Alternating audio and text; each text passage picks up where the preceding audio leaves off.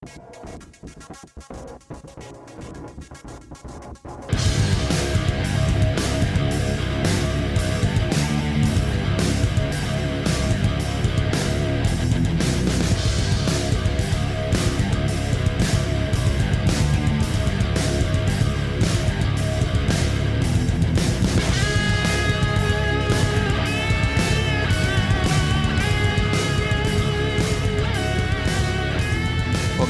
to another week of Mass Sports Podcast with Spencer, Andy, and me, Mo. That may have been the best intro ever. I like it. Short and to the point. But there's something that you didn't mention in the intro that we always mention. Oh, he's not going to brag on himself, though. Go, of course not. But just to let everybody know, Mauricio has one. Also, Andy, I'm loving your shirt. You're killing me, Smalls. That's fantastic. Well, it only says you're killing, so I might get taken off of YouTube for that. Uh-oh. Threats of violence.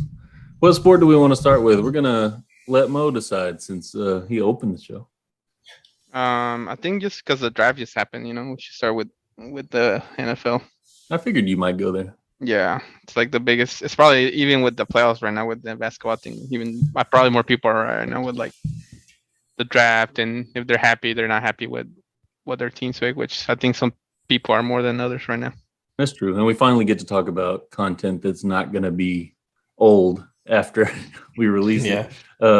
Although we do have to address our awful mock draft. We did pretty poorly on that. I was right on the one I called. On the one. But no, I'm interested to see what you guys thought of the draft overall and who you guys thought did well, who you thought did poorly. I'm gonna have some biased takes, of course, but this could be a pretty lengthy topic. I don't care. We can talk about it all day. It's whatever. But let's go. Desmond Bain just got murdered. Sorry. Oh, by who? Whoever, number 0. I don't know who that is. Gary Payton, the second? No. Yeah, Gary Payton. Oh, that was nasty. Wow. This is his first start, too. He's starting. Sorry, off the rails. No, you're good, because we're definitely going to talk about that later. But yeah, Mauricio, obviously, is a Rams fan. What did you guys do? I know you didn't have many picks, did you? No, it was like, I think their first one was in the 3rd, and then they had like a 4, and then I think I want to say like a 5 and a 6. Are you pleased with what they did? Yeah, it's nothing crazy, I think the guard from Wisconsin is good. They had another running back, which I didn't think they were gonna get a running back this year. Do you remember who that was? It's like the kid from Notre Dame, Kyron Williams. Oh, yeah. Mm-hmm.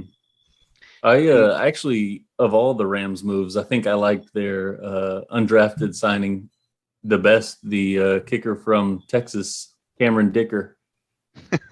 I think, I mean, name aside, obviously great name, but no, he is a very good kicker. And I think, obviously that's an area as a Ravens fan, we always harp on special teams. Of course, Harbaugh is a special teams guru, and we've got Justin Tucker, Sam Cook as our punter. And now we just signed another punter, which I'll talk about later, but I'm a sucker for special teams. And I think that's a good get for the Rams. Yeah. They also had that, interesting that South Carolina State, they had a cornerback.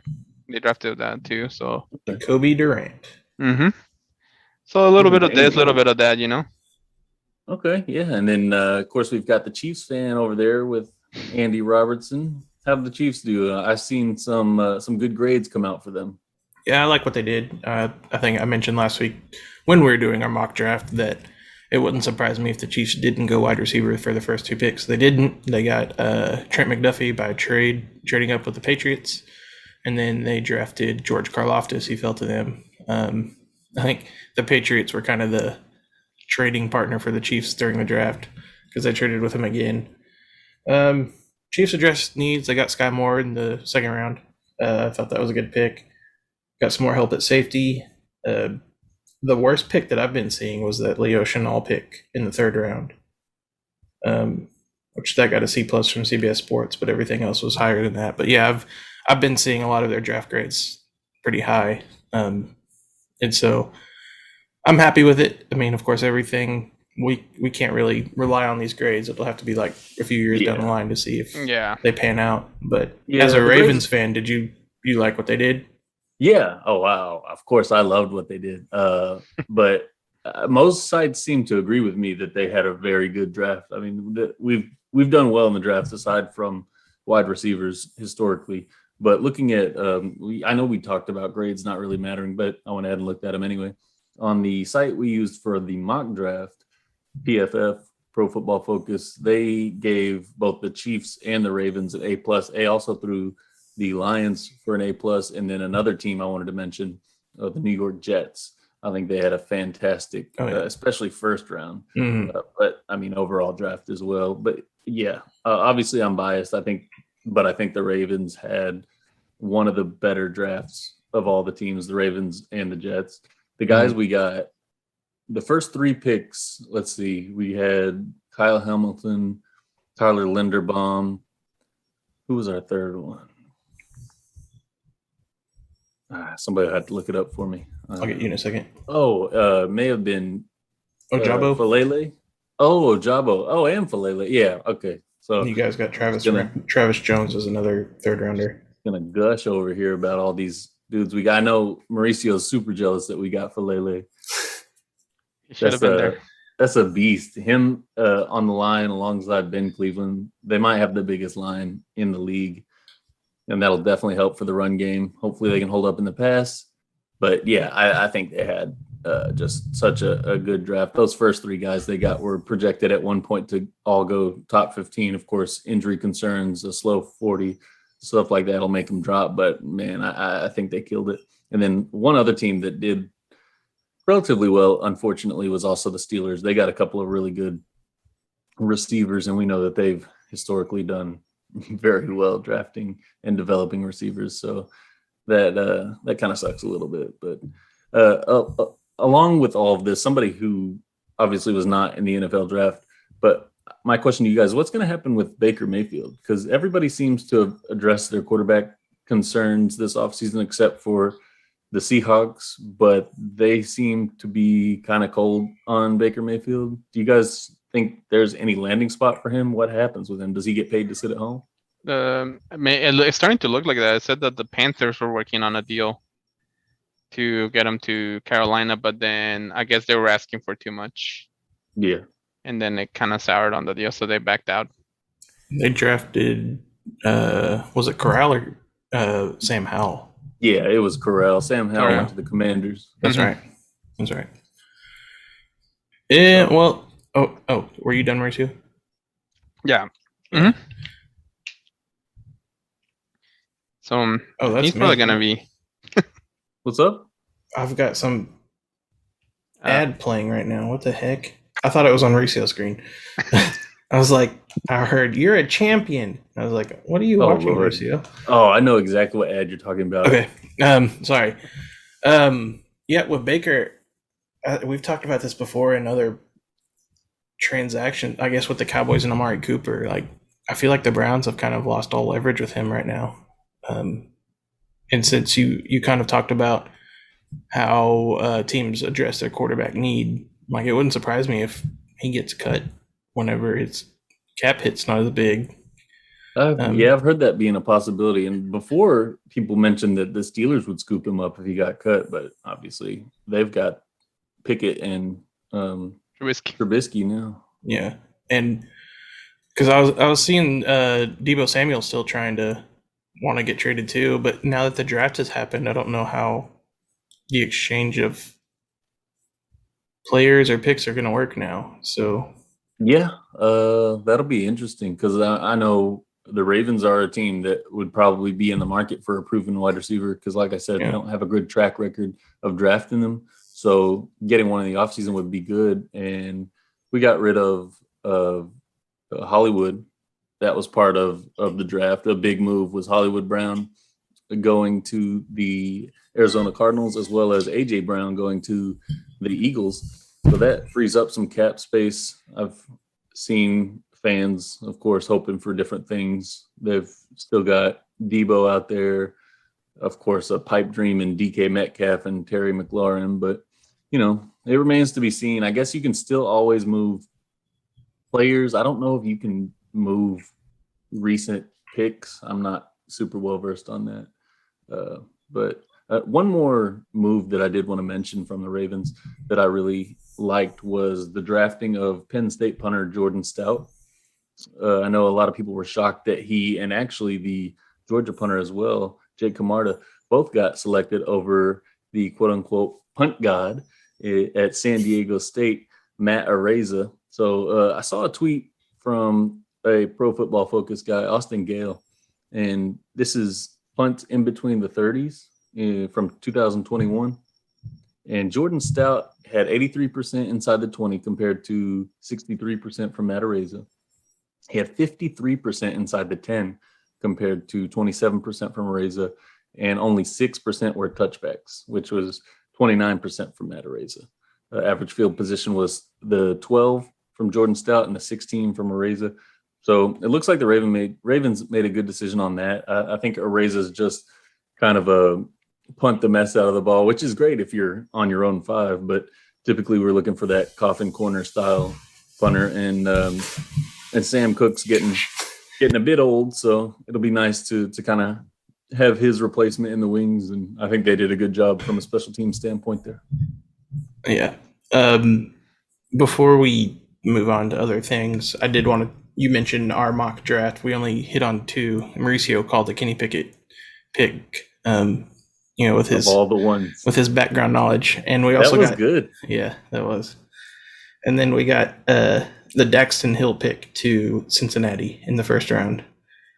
We did get Chris Olave from the Saints, but the Saints traded up to get him. We had him going at 19 to the Saints. I'll take it. Mm-hmm. So that works. Otherwise, we did pretty bad.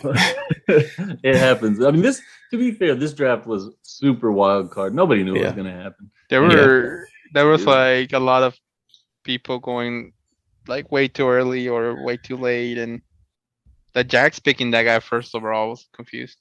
Yeah, I mean, they said right before the draft, they said it was going to happen. I guess we'll see what happens, but it seems wild to me. And then you have players dropping like crazy, like especially Nakobe Dean dropped so far. I couldn't believe it. Or Malik Willis, he was in the back he was backstage the whole time, and he didn't go until the 3rd round the next day. Hey, we've seen that similar story. It wasn't quite that far of a fall, but Lamar Jackson. Don't It's like Lamar Jackson and Patrick Mahomes are one of those where like, man, how did they not take him earlier? Like, yeah, how did people wait? Because the Bears could have had Patrick Mahomes. Remember? Mm-hmm. They traded one spot to get Trubisky. I don't think anybody will be saying that about any quarterbacks this draft, personally. But. Well, Willis isn't even going to play right away because he's behind Tannehill. Mm-hmm. I thought that was a weird team for him to go to. Yeah, me too. They're ready for Tannehill to go. I mean, like that playoff game last year, people are still like lingering on that, right? But is Malik Willis the guy to get them over the hump? I don't think so. He's Michael Vick 2.0. All he's going to do is hand it off to Derrick Henry because they got rid of A.J. Brown. That's all you need. I think in Carolina. I mean, in Tennessee, you just need to hand it off. And then Derrick Henry's not going to be able to last forever. I mean, his career's got to be, he's getting so many carries. I saw a meme, Derrick Henry meme. It's like, have you seen that picture of the lady that's sitting outside Popeyes, like with her head down, like after and they're like Derrick Henry after getting the ball handed to him 500 times. In case the listeners don't know, Mauricio's like the meme lord, the sports meme lord. Mm-hmm. He'll post like 50 memes at a time on his Facebook page. It's pretty awesome. Good time. It is. One other team, at least as far as first round picks go, I did like what the Giants did in getting Kayvon Thibodeau and then Evan Neal. They shored up a couple of needs with the first 2 picks there, both on the line. So Brian Dable is got that round started off really well. Something I did want to ask you guys, like, did you feel like, I know we talked about kind of weird picks, but were there any like really bizarre ones from the first round that you just thought was like, what is this team doing? And the Patriots one right away. That's the one people were talking about, bro. Like, your coach roasted him. Yeah, dude, you saw that? It's because he wins Super Bowls, and he's like, what's this old timer doing in New England, picking this guy? That does seem odd. Yeah, I don't know. I saw the D lineman from UConn that the Ravens got, Jones, in his pro day was just manhandling that guy that got picked by the Patriots. Yeah. So when you got a third rounder just doing that to Cole Strange, that's his name. It's that was very surprising. What should be like, he turns into like a 10-time Pro Bowler and a Hall of Fame, and yeah, exactly. I still stand by. I'm still surprised that Derek Stingley Jr. went ahead of Ahmad Gardner. I thought. Yeah. I still think like being that far out from having. I mean, he had a great film in 2019, but since then, I mean, injury history, everything going on at LSU, he hasn't played. I just think that's a crazy big risk, and I think Cross would have been the better pick. Yeah, would be. I'm gonna be. You should be concerned because you're like he's gonna get hurt again eventually, and often, and then he's not gonna be on the field a lot. Because it just tends to be, once you get hurt that many times, once you make it to the next level, it's gonna keep happening. What was that guy? Remember that guy from Michigan the Cowboys picked a few years ago? Taco Charlton. Taco, yeah, I remember he was hurt too when he came in. Well, I mean, Abajo, what is his name? The guy that the Ravens got. Ojabo. Ojabo, that's right. He tore his Achilles in his pro day, so that's the one that it made headlines because nobody like checked on him. They just it was dirty. They're like, for legal reasons, we can't touch him. That was Des Bryant called out. Yeah, well, I guess a lot of people did too, out, but yeah. And another guy that fell a little further than I would have expected because I didn't even realize he was in the draft. He wasn't talked about that much, and I guess they know a lot more than me, so they've got a handle on things, obviously. But I was surprised John Mechie III from Alabama dropped that far. I thought he had a great career at Alabama, and alongside Jamison Williams, I thought they were a great tandem, and I thought he might go quite a bit higher than that. But I guess his injury may be the reason there. But I mean, he got hurt in the. Did he get hurt in the national championship or the SEC championship? It was before, yeah. I think it was SEC. Oh, okay. Because I believe he's right on track, just a tad bit ahead of schedule as far as the injury goes with Jamison Williams because they're recovering together, and he's just ahead because it's the same injury. Dang. And then I was looking at the things, and I think it was every team except for 3 got like a B or an A on their grade for their overall draft. Let me guess, the Vikings didn't. No, the Vikings got a B plus. Oh, really? Okay. Yeah, it's like it was the Patriots was one of them. They got a C. The Saints and then the Seahawks. Really? See, I saw the Seahawks did well on another one, and that's where we talk about the inconsistency of these grades. So you really don't know. Also, Bill Belichick always finds a way to make these guys great, and it's annoying. Oh, was it the Patriots? Was it the Patriots picked that guy from Wichita Baptist? I saw that he got picked. Yeah, he got picked in the 4th round, I think. Was it really that early? I didn't realize that. He's like the first, whatever Wichita Baptist player drafted in the NFL or something like that. Yeah, I'm trying to look for him right now. And then there was a guy from McClellan who played for South Dakota State who got picked in the 3rd round. Gregory on top of it. Gregory Jr. went to the Jaguars, 6th round. 6th round. You said McClellan? Yeah, he played for McClellan, and he played in South Dakota State. He's a running back, Pierre Jr. or something. Pierre Strong. Mm-hmm. Oh yeah, I did see that name. Yeah. Yep. I didn't know he was from McClellan. Guess who didn't have any picks? Texas. Yeah, because they're terrible. They're a terrible team and a terrible city with overpriced food and rental prices. Mauricio's not going to Austin anytime soon. Did not expect him to go that long. Wow. It's just crazy because I've been there a few times. I'm like, there's nothing special about it. It's just like all these companies are moving there and they're raising up the prices. You can't even live there anymore. This became an Austin, Texas hate podcast. Dude, Mauricio. It's so bad you can't park anywhere like close to downtown, even to go to the park. Another Is that- team that didn't have any picks was TCU. TCU? Go in on them too. Jeez. They're okay. I like their Christian Mo Values. loves Dallas. He Yeah, I likes their love Christian Dallas. values. All right, are you guys done with Well, the NFL? Or I you just guys wanted more- to. I asked you guys about the bizarre picks because I did want to laugh at a couple teams because I Mm. thought their first round picks were kind of weird. And the first one was the Commanders trading down with the Saints, I guess it was. And because they had their pick of wide receivers except Drake London, and they traded down. Olave went, and then Williams went, and then the Commanders drafted Oh yeah, Jahan Dodson. and I couldn't stop laughing for several minutes. I don't know why that was cracking me up, but it was just. I don't know. Yeah, and obviously we're biased, but I don't see how you don't take Treylon Burks over him. Oh yeah, I dude. don't know because from what I was seeing, Dotson was at least a second round pick. Mm-hmm. But Is he the guy from Penn State? yeah, Mm-hmm. Oh, okay, yeah, makes sense because they said that he wasn't even watching the draft because he wasn't expecting to get drafted from the first round. He's watching That's the NBA amazing. playoffs. and then Now I like him. yeah. But now the other team I wanted to laugh at was the Vikings I knew you'd bring that one up. because they traded. Oh, what pick did they trade? They traded 12 to the Detroit Lions, and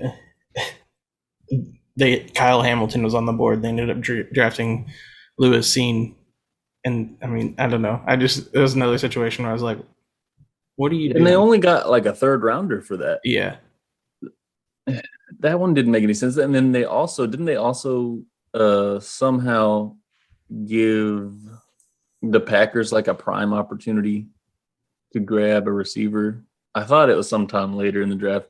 I don't know if they necessarily traded with them, but yeah, they allowed the Packers to just kind of do whatever they wanted, and they're in their own division. Like, what are you doing? yeah. There was a lot of that people were talking about, like teams were like letting teams trade up or down, but they were all within their division, and you're like, Yeah. well, kind of helping them out. You're kind of helping the Bears are helping the Vikings move up and then like get these picks and stuff that you probably you don't want them in your in your division. Yeah.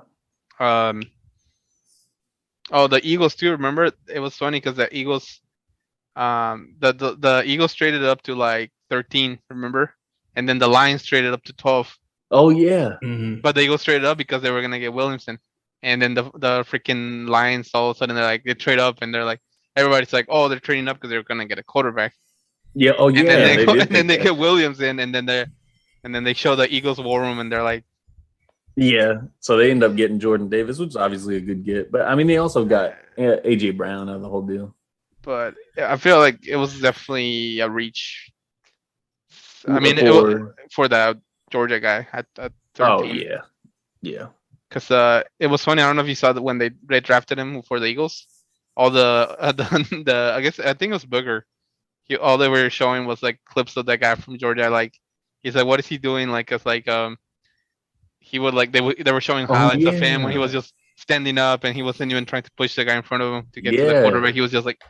He would take off a lot of plays. I think it's a conditioning issue. Oh yeah, dude. Yeah, I would do that too. Yeah.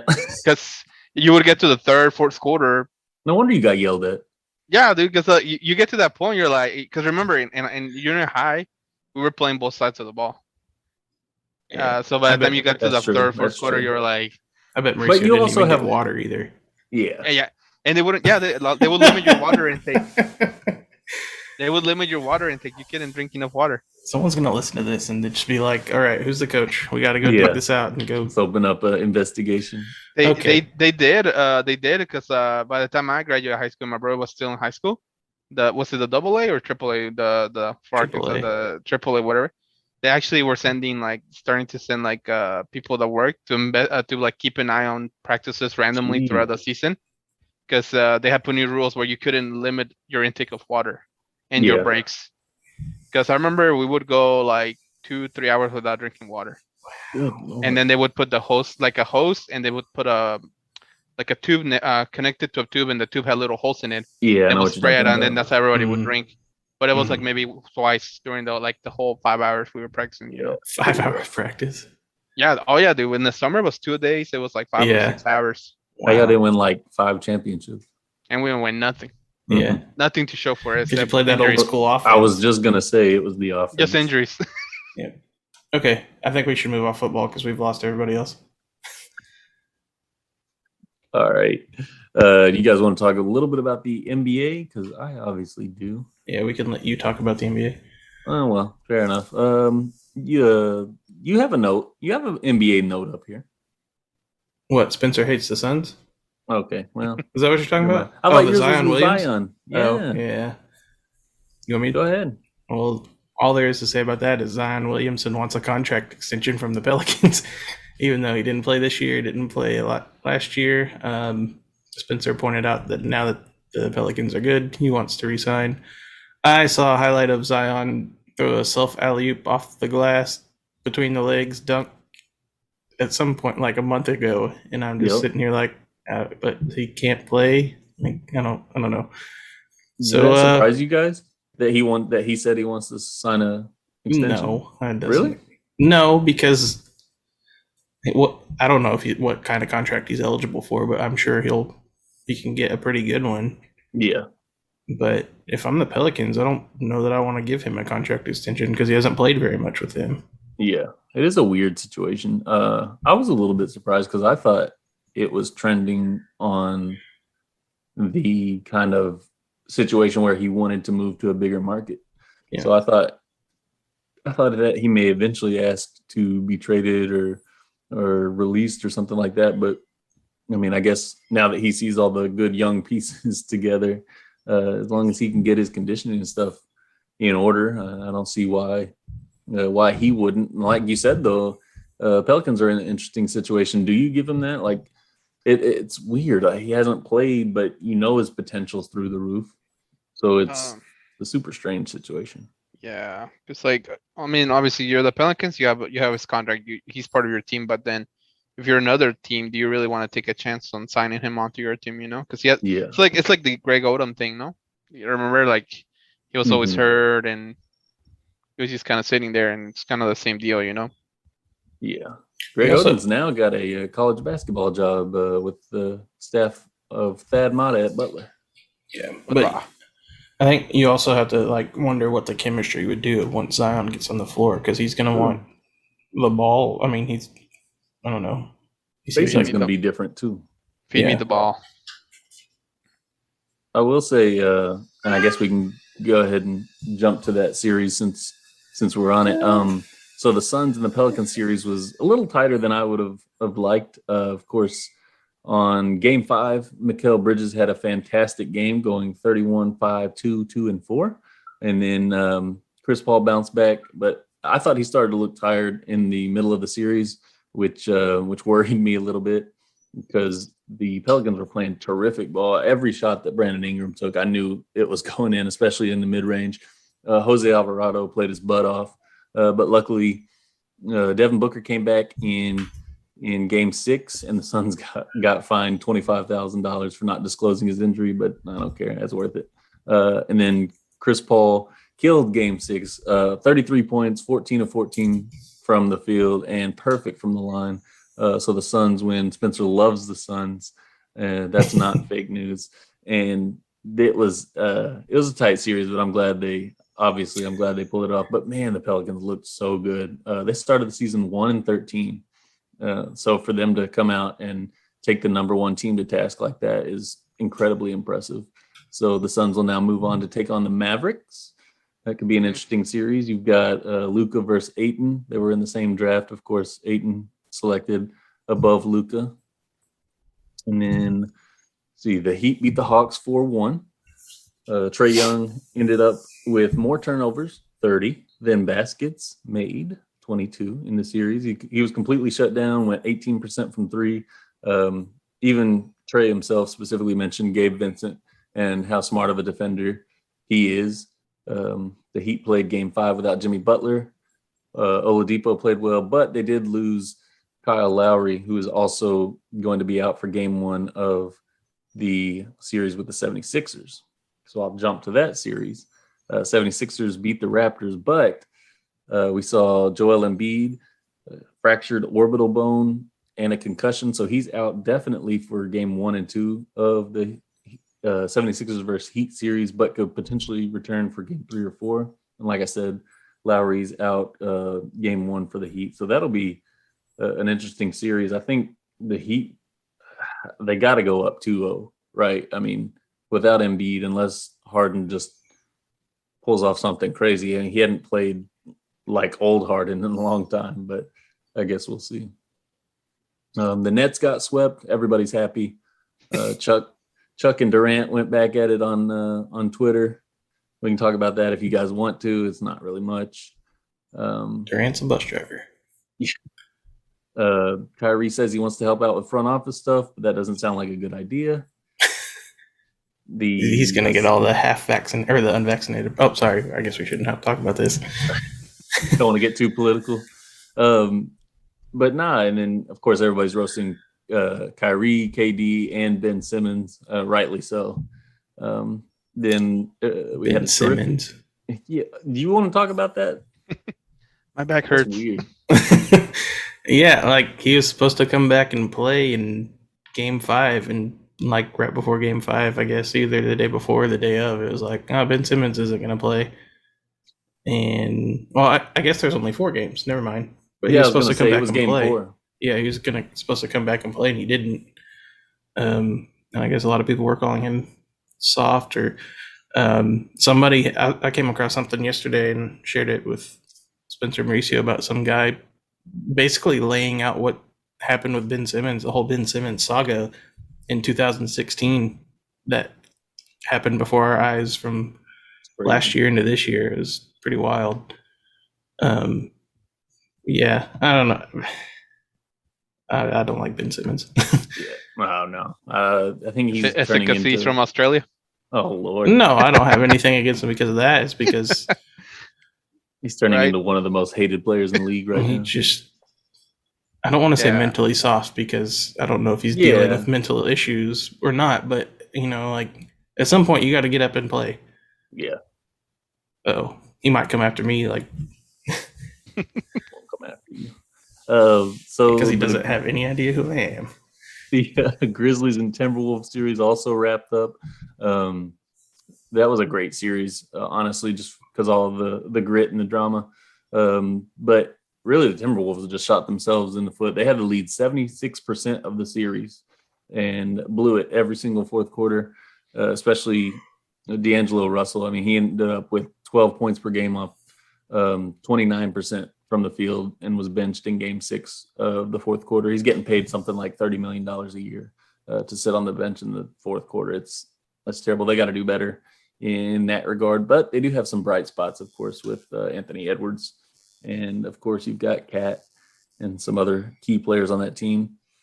We just wrapped up the Celtics and Bucks game. We've got a lot here. I don't think I'm going to talk about all this.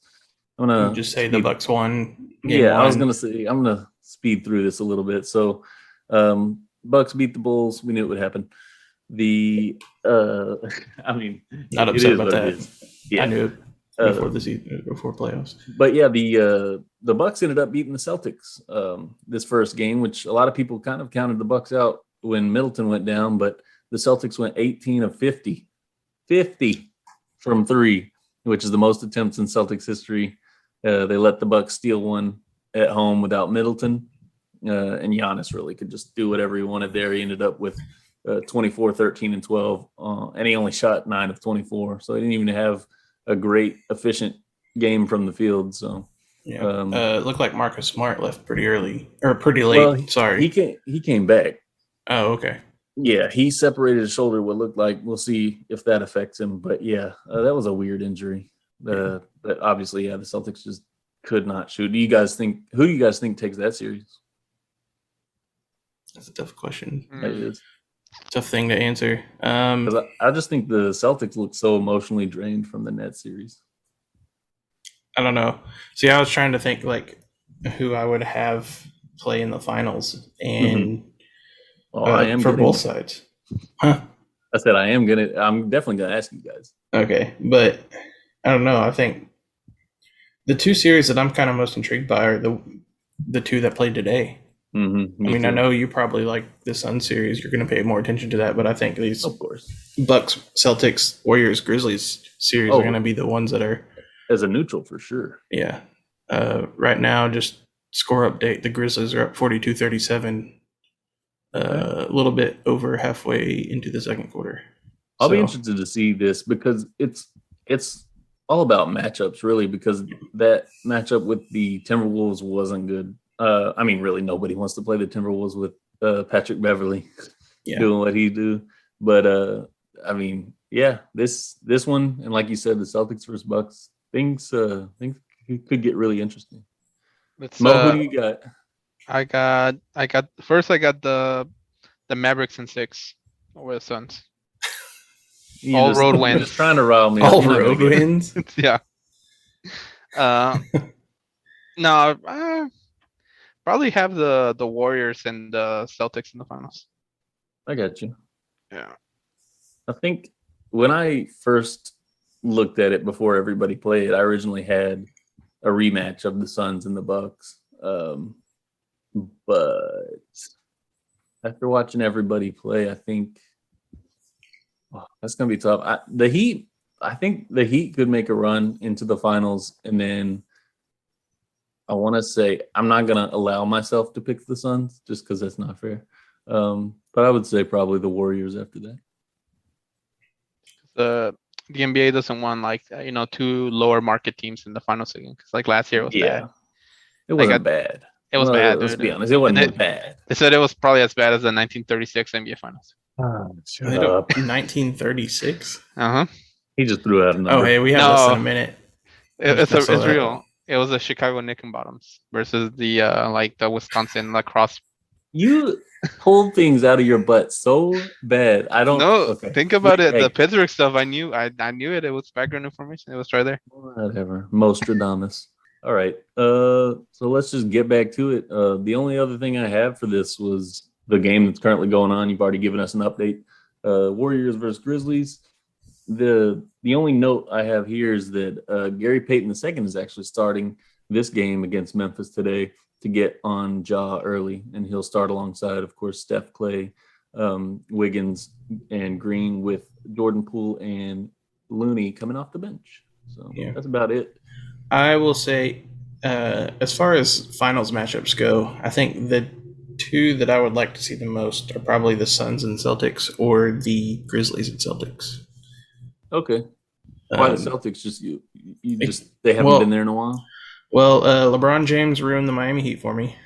I don't really care for James Harden, so Sixers there. And then Sixers are hard to watch anyway. As much as I like Giannis, the Bulls and the Bucks are in the same division, so I don't care about them. I got you. The Warriors have won it a lot lately, and I guess not within the last couple seasons, but comparatively though, I just don't really care for Dallas. So cool, that works for me. Quick rundown of that. Yeah. So the only issue I would have is I'm not a huge Marcus Smart fan, but hey, yeah, I think it would be cool to see them in the finals though. Yeah, especially if Jason Tatum can play well. So let's get out of my wheelhouse and get into yours, Andy, and let's get into both the NHL and the MLB. We'll start with the NHL playoffs because I don't know anything about them. Mm-hmm. Yeah. So the playoffs start Monday. They will have already began by the time that we put this out. I think my neighbor is mowing again. I was wondering if that would happen. I'm about to. Yeah, I need to. So the Florida Panthers beat out the Colorado Avalanche for the President's Trophy, which is the top point getter, which we discussed earlier. 2 points for a win, 1 point for an overtime loss, 0 points for a loss. So they beat the Avalanche by 3 points.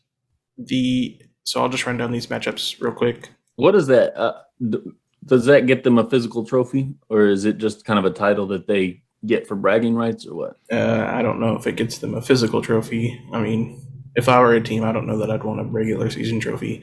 Yeah, it is kind of weird. Because the thing with the NHL, whenever teams win the conference title or the conference championship to get to the Stanley Cup finals, they don't touch their trophy that they win. Yeah, I did know that, which I like. I think that's Yeah. a really cool, tradition. Yeah. So over in the West Conference, you have the Avalanche are the 1 seed from the Central Division, and they are taking on the Nashville Predators, who are the second wild card. The Minnesota Wild are taking on the St. Louis Blues. The Calgary Flames are taking on the Dallas Stars.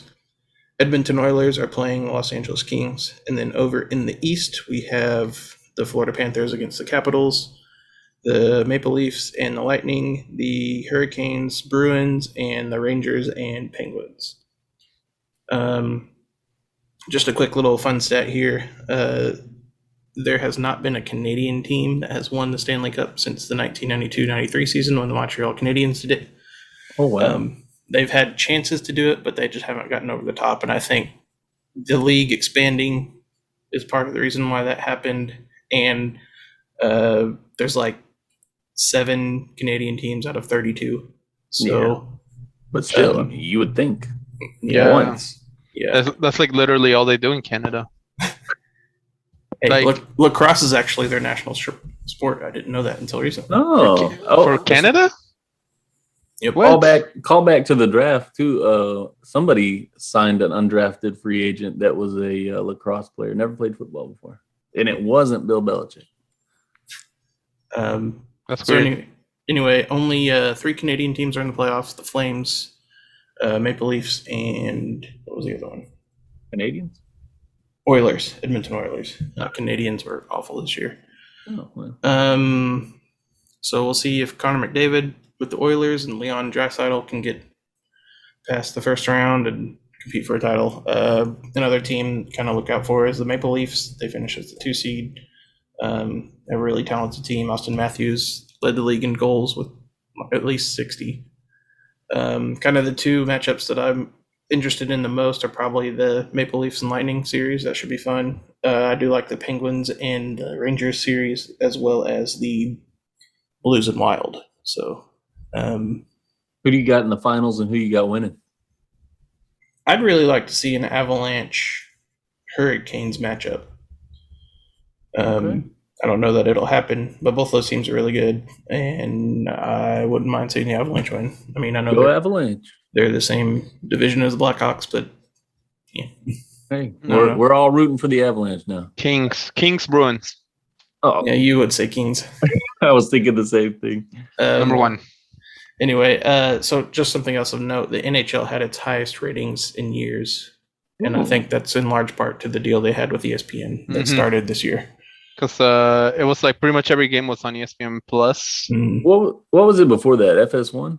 was like NBC Sports. Oh, I Yeah, think. and it was like basically they would like 2 or 3 games they would pick a week. Yeah, and it usually was like the same teams all the time, I think. Yeah, it was like basically impossible unless Yeah. you really were looking for it. You couldn't find an NHL game. Mhm. Why are you coming in here with so much knowledge today, Mauricio? Because one, I learned of hockey first before I even learned of football and basketball. Oh, But I didn't just know don't that. keep up with it anymore because it's like it's again it was once you move to America, it was Who like are hard you? to find information about hockey. Like Especially in the South. if If you're in the North, you'd figure it out. yeah, if you're in Detroit, you probably like have unlimited access to that. But yeah, like it was it was like that. I was like, man, I'll be Yeah. honest. If there's one sport that I wish I would have been able to play, it would have been hockey. Oh, I mean, yeah. obviously, we really don't have that opportunity down here. But Mhm. you don't know this about me. I'm a great ice skater. Used to be. I'm terrible ice skating. I can't even rollerblade on 4 wheels. Uh-oh. Like Yeah. the 4 different wheels that are Oh like yeah, this. me neither. Yeah, Those are harder than the inline. breaks my butt every time. We should go skating. No, we should play broom ball. Okay. That's a good time. Field hockey. Okay, so we can move on to MLB here. Hey, I Yeah. did some good notes on MLB this time. You did. Getting better. I'm proud of you. I don't know if you guys want me to start this. Oh yeah, it's your go-to. It's your field. So, kind of the biggest news that came out lately was Trevor Bauer and his saga. He has been on I forget what the list is called, but essentially he hasn't been playing since June of last year, 2021, because a woman tried to file a restraining order against him after he allegedly had sexually assaulted her on 2 occasions. And then I recently found out that a woman in 2013 in Columbus, Ohio, I think it was, filed something against him, sexual assault or something like that. Something like, I don't remember. Yeah. Basically, he's not going to face criminal charges. It's kind of like the same situation that Sean Watson went through. But Bauer has been suspended 324 games for violating MLB's domestic violence, sexual assault, and child abuse policy. It's the longest punishment ever handed out by the MLB for a non-banning punishment, I should say. He is planning to appeal. So basically, this suspension will take him out of his contract with the Dodgers, which runs through next season. And I won't get into like all the details of what happened. You guys can look that up for yourself. Yeah. I mean, not YouTube specifically. Yeah, we don't want to get too graphic or anything, right? Because there's a lot of crazy stuff that happened. But from what I've read, it's not like one of the lighter things, like non-graphic things, is the woman said that he choked her out until she passed out, then punched her multiple times, and then committed sexual acts, which she did not consent to. I've seen texts to where the woman wanted stuff done, but I mean, he still beat her and whatnot. Yeah. And then I do want to point, like, I watched his truth video. And he, of course, he claims he didn't do anything wrong, but it was annoying to watch because it was like, and I get it. He was trying to say he didn't do something, but the way he was talking was like a kid explaining to you that they didn't do something. Oh, Lord. Like, I didn't touch the oven when it was on and all this, you know. It just, I was so annoyed by the time I was done watching it. Yeah, it was. I will say that I mean, we all dislike Rob Manfred, but good on the MLB for having the stones to dole out a bigger punishment than, the NFL didn't dole out any punishment.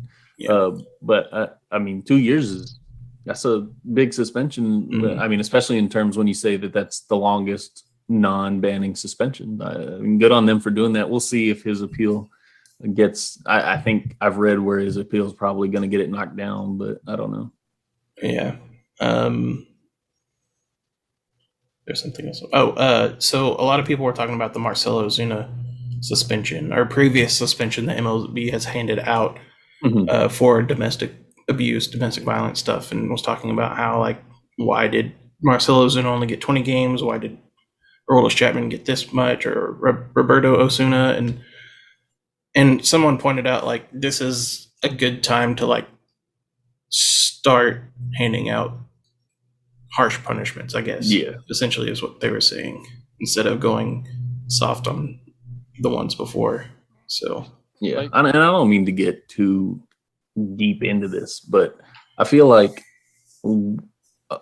across all the sports we cover, I feel like domestic violence has been like a huge topic, especially lately. Is that just, do you guys think that's just something that the news has been bringing to light better, or is our society as a whole addressing that in a more serious manner? Or are these people, like, I don't understand why all these athletes, it just, why is it so prevalent, I guess, is my question. And like I said, I don't want to get too deep, but it does bring those questions, because there's zero reason we should be discussing it this much across sports, because I mean, there's only a finite number of sports players. Yeah. I don't know if they think that they can get away with it because they're rich and famous or what, but I don't know. I probably shouldn't have brought it up. It's probably, I mean, it's been there, probably been worse, but you think about it, like, probably in the 50s, 60s, and 70s, you know how things were back there. And now it's coming more to, like, something like the league itself, all the professional leagues are being pushed by their advertisers and promoters and stuff to be like, hey, we can't have this, like, image, because then it looks best on us. So now they're being forced to maybe do something they weren't really willing to do.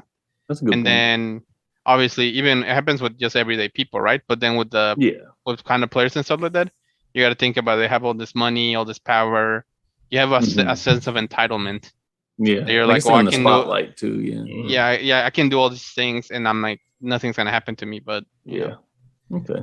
but now people are like, especially the advertisers, because that's where the money comes from. Yeah, They're I like, just hey, figured we I'd can know. have these guys doing these things, and then like being associated with us. Some good points. Yeah. Mm. Yeah, and I don't think it just is strictly to sports either, though, because I've seen a lot of it happen in the music scene, and of course it happens in Yeah, true. Hollywood and all that stuff too. But Yeah, good points. Good points. I I don't just know. figured I'd bring it And up. it to see even what you guys happens on thought. like a non-famous rich Mhm. person level too. Yeah. And just I don't know, people are disgusting. I guess is the lightest term I could use. Speaking of a different type of violence, the Mets have had 18 hit by pitch in 19 games. If I'm saying that right, that sounds weird. They've been hit 18 times in 19 games. There you go. What's up with that? What's up with that? Well, it depends on who you ask. Yeah, I was going to say we've got a quote right here from Mets right-hander Chris Bassett. He said, quote, "It's extremely annoying to see your teammates constantly get hit. And if you get hit by certain pitches, it is what it is. But to get hit in the head, the amount that we're getting hit is unbelievable. I had some close calls tonight, and I've been hit in the face by a line drive. And I don't want to do that to anybody ever. But the MLB has a very big problem with the baseballs. They're bad. Everyone in the league knows it. Every pitcher knows it. They're bad. They don't care. MLB doesn't give a damn about it.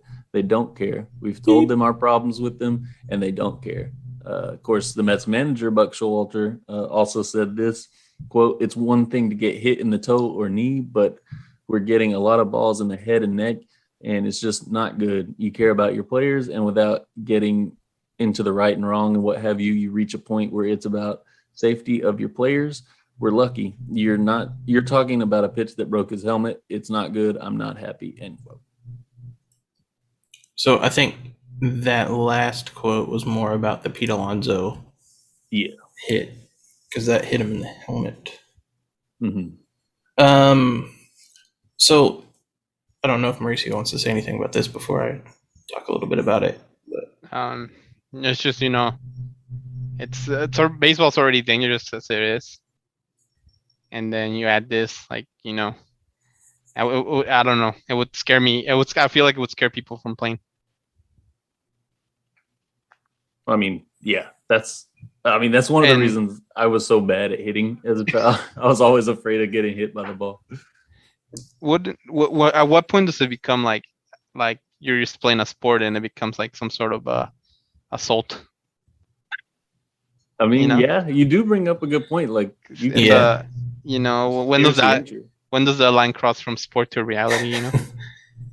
It's a good question. Does somebody have to get killed today? Yeah. I mean, yeah, it's a 90 to 100 mile per hour ball to the head. Like, that's no joke. Yeah. Speaking as someone who has been hit in the head by a baseball. Hit in the head? I have been hit in the helmet before, but Ooh. I didn't really feel it at the time. I guess the pitcher wasn't throwing very hard or whatever. Yeah, I was going to say, may not have been 90 miles per hour. But I have taken a baseball to the eye before, and that wasn't fun. Ooh. So just to comment on this real quick, and then I'll go into a little bit more. The Cardinals pitcher Miles Michaelis, which the Cardinals were the team that was playing the Mets, that kind of escalated things, I guess is the word for that. And then, so a little bit more context. The Mets threw up near the head area against Nolan Arenado, and that emptied the benches. And so I think that's where a lot of this back and forth is going. And so the Cardinals' Miles Michaelis said it's not the balls, as Bassett said. He said if Bassett didn't feel comfortable throwing the ball, then throw it back to the ump in exchange for another, meaning like if he didn't feel the ball was, because Bassett said the balls are different. And so is he saying they're using like multiple different types of balls each game? Yeah, that's what Bassett was saying, because the MLB, I think, because they've been changing the ball so much for the last few years. Mm-hmm. It's deadened the the ball's been deadened to where there's not many home runs hit. The ball has been made to where a lot of home runs are hit, and it just there's not a whole lot of consistency. That's weird. Yeah, and so I don't know. It's really weird. So I think that's where Bassett comes in because MLB was supposed to have like a batch of baseballs that you were supposed to use all together, and Bassett's saying they're different. I mean, of course, I don't have a say in this really because I'm not a major league pitcher. But Miles Michaelis also points out that pitchers were so reliant on the sticky stuff like the spider tack, which they banned last year, that they don't know how to rub up a baseball. And so, like, I'm sure you've seen on the mound, here's Major League Baseball. And so pitchers will, like do this thing with it and just to help with grip. He also talked about something with rosin bag and sweat didn't mix really very well. But the larger problem is that guys are throwing harder than they ever have, and it's a volume of guys throwing harder than they ever have, and so with that comes a lack of control a lot of the time. Some of the softer tossing pitchers, like Greg Maddux, he didn't throw very hard, but he could pinpoint his pitches wherever he wanted to, and but when you have guys throwing 100 miles an hour, and this is a rock, like this is essentially a rock. Yeah. And so when you have guys throwing 100 miles an hour, you have no control over it. It can go anywhere. So guys are going to get hit. Now as far as beaning another team, I don't like it a whole lot. But there's a right way to do it. Yeah. But if your team's constantly getting hit and guys are getting hurt from it, then I think at some point you do have to like step in and be like, okay, like enough's enough. But I don't know. That's kind of all I have to say about that. But I think teams are also more understanding, and like I think it was like Buck Showalter was saying, it's kind of like how or where you get hit, like beating a guy, throwing a ball and hitting a guy in the back or the shoulder. Like, I mean, that's just kind of your average type beating. I know that sounds terrible, but it is what it is. But up in the head, that's a different story. Yeah, I think it's ridiculous that they can use multiple. I mean, the ball usage is insane. Yeah, they need to stick with one. We've talked about it. We talked about it with the NCAA tournament, NCAA basketball a while back, but it's insane to think that that's not standardized right now. Yeah, I don't know. It's weird. Bring back the sticky stuff. Yeah. Oh, I don't know if you added this in or I did, but the MLB ball usage is a quote from The Athletic. Okay. You did touch on it. Okay. Well, 2 balls were used last season. The original ball intended for use for 2021, according to memo obtained by The Athletic, was supposed to reduce batted ball distance by around 2 feet. That ball, MLB says, is the one in circulation this season. And just reading that, I thought of something else. So I've seen that guys have talked about how home balls they hit in the past would like sail over the wall, but they've died on the warning track. But then you have Byron Buxton hitting a 469-foot home run that could have left the stadium and all this stuff. So I don't know. It's all weird.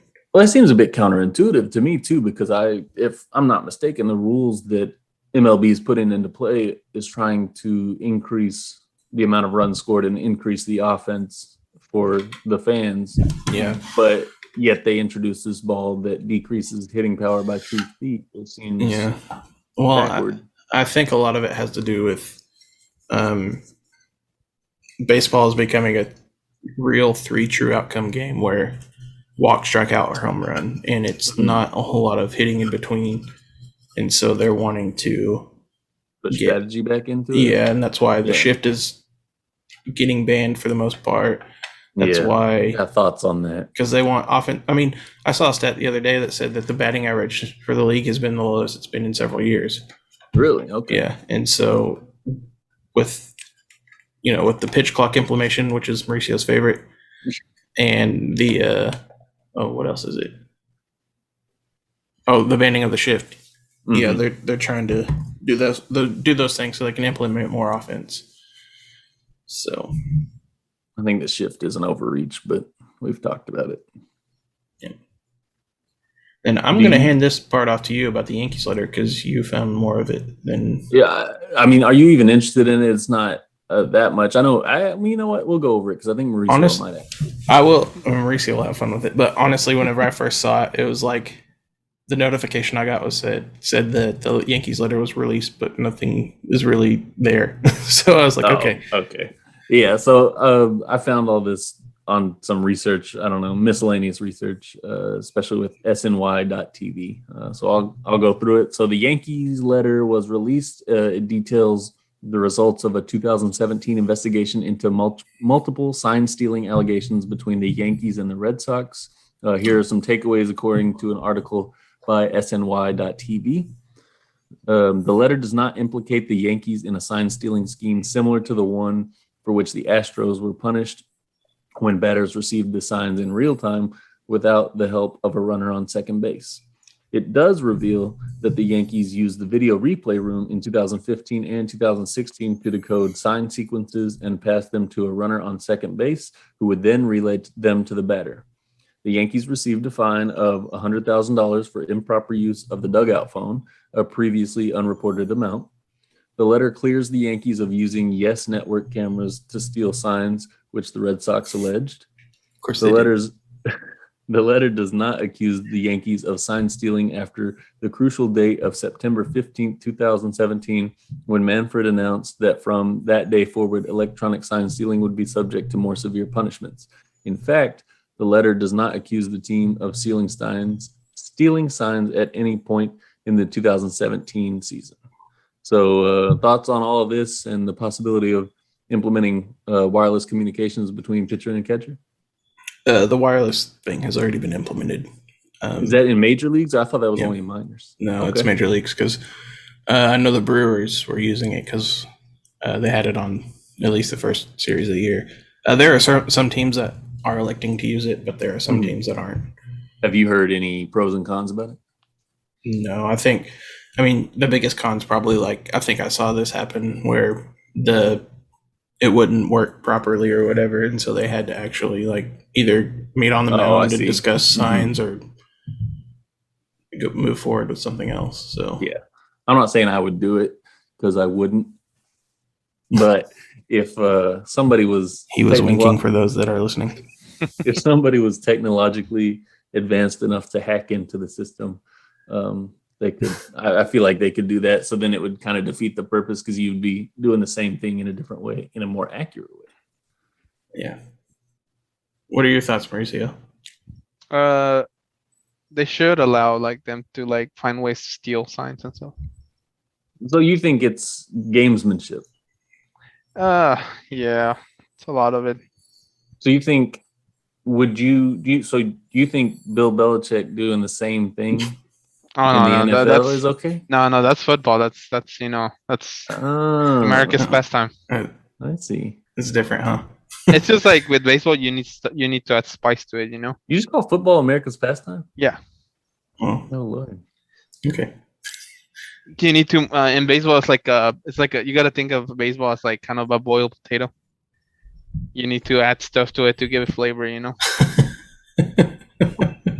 that it might be the best quote. A great analogy.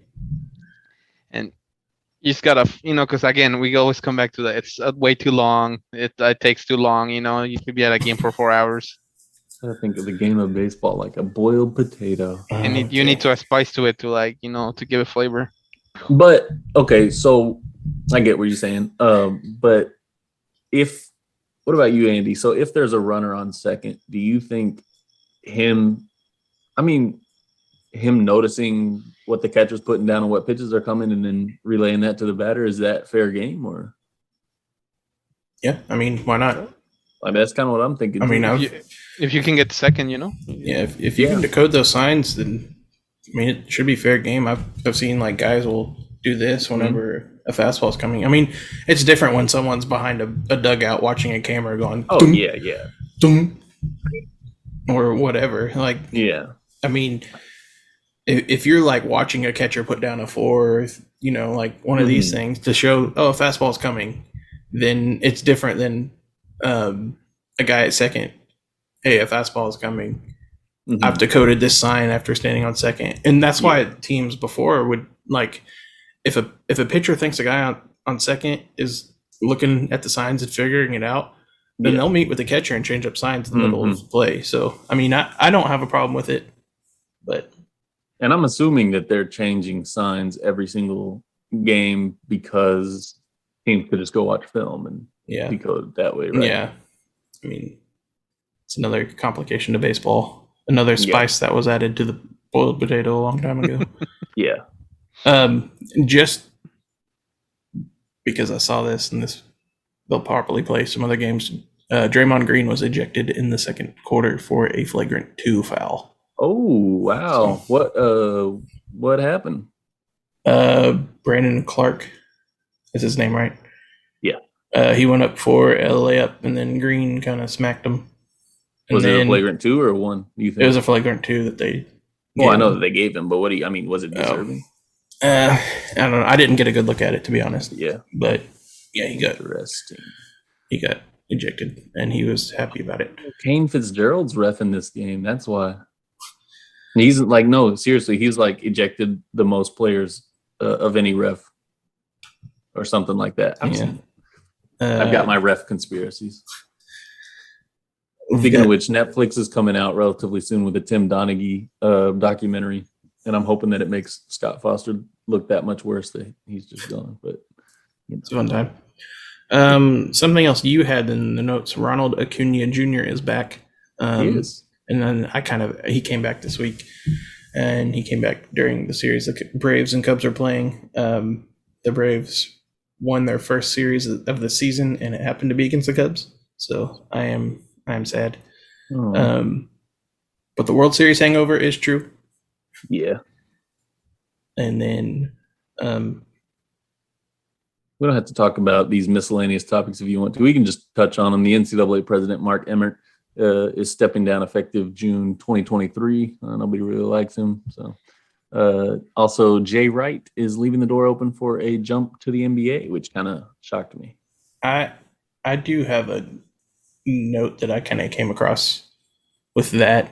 It was not necessarily that, but like after he retired from Villanova, I came across an article that was talking about how name, image, likeness, the one-time transfer waiver, and something else might have been the reason why Roy Williams retired, and then Mike Krzyzewski retired, and then Jay Wright is leaving. Dudes, yeah. And then, it mentioned the Louisville coach quitting in midseason, and then another Chris Mack?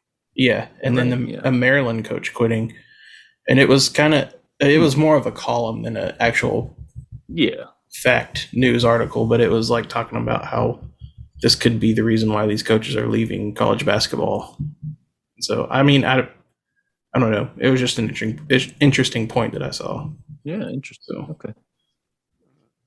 Well, you guys have anything else in the sports world you want to talk about? The notes say, Mo, shoot your F ampersand $sign Octothorpe exclamation point free throws exclamation point. Yeah, for real. We're like a month out on this, maybe 2. I'm gonna get one of those basket things for the door. You keep saying that, but you haven't done it. Mo's gonna be there all day. Yeah. Also, huge shout out to the Log Cabin Democrat Gazette for writing an article about the podcast. Yeah, you guys happen to run across it, check it out. Yeah, how can we find that? What? He sent you a link. Yeah, but like a physical copy. Oh, he's gonna get us some. Oh, nice. Yep. Yeah, if you want to look that up, go to thecabin.net. Or Mo, just run down to the gas station and ask him for it. What? They should have him in Houston. All right, Mauricio, you got to sign us off since you signed us on. Yeah, and also for real, shoot your free throws. I've got connections in H-Town. I'm gonna send them after you. I'm scared now. We're gonna send those. What are those cars called that are special to Houston? Oh, I know what you're talking about. I don't know the name for them. The Paul Wall cars. Mm-hmm. Paul Walker. I don't know. Hey, Mo, does your dad listen to the podcast, Mo? I think so, yeah. Because then they'll mention something here and there, and I'll be like, oh yeah, yeah. He's gonna start talking mess about us. I saw him talking mess on Facebook. On Facebook. Yeah, I What'd sent he you a say? message about it. You'll have to look. You gotta look through our messages. He was going in on somebody. We'll see. Mm-hmm. I did know some of those words. Yeah. Like on like random conversations or Yeah. It was like some. How do you explain that? Like a roadway through a crossing. hill. Yeah. Animal Crossing over a highway. oh yeah, I did see that. He wrote, but I'm like kind of confused because I'm like he never really writes I or know. comments on stuff, and then I saw that too, and I was like I was kind of confused. It caught me off guard because I was like, "Yo, he never posts," and then all of a Yeah, sudden he's just getting all his anger out on this page. but I wonder if it's him or if it's like my mom writing on his account. Oh, it could be. Because I'm like he never writes anything. I'm trying to find what these cars are called, and I cannot find it. Oh, slab. That's right, a slab car. I Slab. don't think I knew finally that's what found they're it. called. The ones that are real jacked up have the huge rims. Yeah, Like yeah. what are they usually, like a Crown Vic? Yeah, Oh yeah. or a caddy, old those caddy. Put those elbows on the wheels. That's for the floods. It's because it turns into a boat. Mm-hmm. Have you seen many of those, Mauricio? Yeah, These look oh, yeah. crazy. He drives one. For work. Yeah, for work. it's a news van. What is this? Oh, that's a parade car. Okay, never Didn't mind. Darren McFadden have one? I don't know. Pretty sure he did. You just look Okay. up Darren McFadden car. Him passed out at the Whataburger. Oh wait, was that him? Yeah. Oh And no! I bet it was in that car. right. They found him in the drive-thru, like Is sleeping. it the purple car? Nah, it should be a Razorback themed. Oh, okay, I see it. Oh, that doesn't look any special to me. No, not quite. Okay. It just has a Razorback sticker on it. Well, maybe I'm thinking of something else. I feel like I got to put this on the slab cars on the podcast now since we talked about it. Go ahead. Hold on. So those are really specific to Houston only? Oh, I don't know. I have seen them driving around in the flood, like not in person, but So. no, this is not the car I'm thinking of. Oh, okay. I see what you're saying. Okay. No, now I know. How do these things not hit everything? I would be terrified to drive next to it. Oh my. So did you know this is what he was talking about, Mauricio? Yeah. What did I think? I thought he was talking about the real jacked up ones. And that's why I was wondering, Crown holder. what are those? Like, what is that? What's the purpose of them? It's just, apparently it's just like a Houston thing. It's like a big deal. Wow. I've asked Abby, but I'm not. She hasn't given me a straight answer. But yeah, they're all over the place here. Must be Little Rascals. That's why if you think about it, they turn into like those little things turn into like engines for like boats. Hey, yeah, my theory still holds up. All All right, Mo, sign us off. I gotta go mow. This All went right. off the rails quick. right. This is what it is. Well, thank you guys for listening to another episode. Make sure to give us a listen, give us a view on YouTube. Listen on everywhere where you listen to your podcast, your favorite podcast. Leave a comment. It'd be nice. You killed it. Peace. Mo. You killed it. No, Andy killed. I'll see you guys later. All right, guys. See See ya. ya.